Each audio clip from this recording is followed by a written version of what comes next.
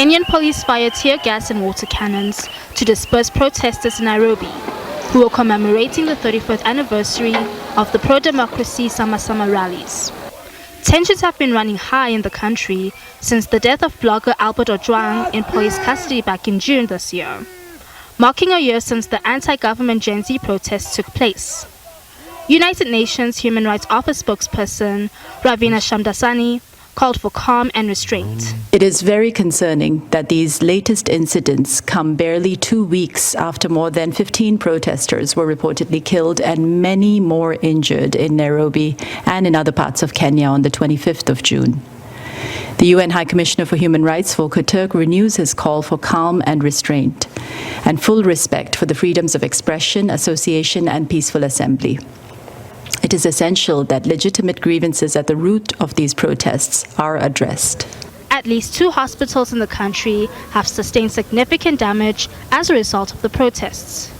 Dermatologist Tatio Saningo reflected on what had happened.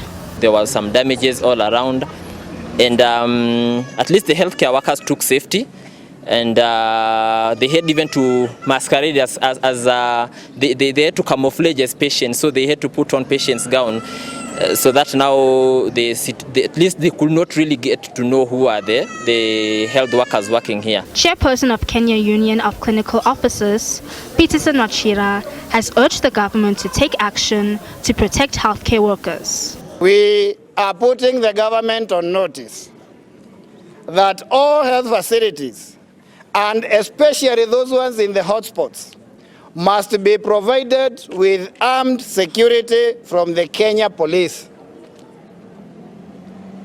And not only during the demonstrations, but all the time, because as we have said, several health workers have been assaulted in this hospital. The death toll from anti-government protests has risen to 31 since June this year, with more than 100 people being injured.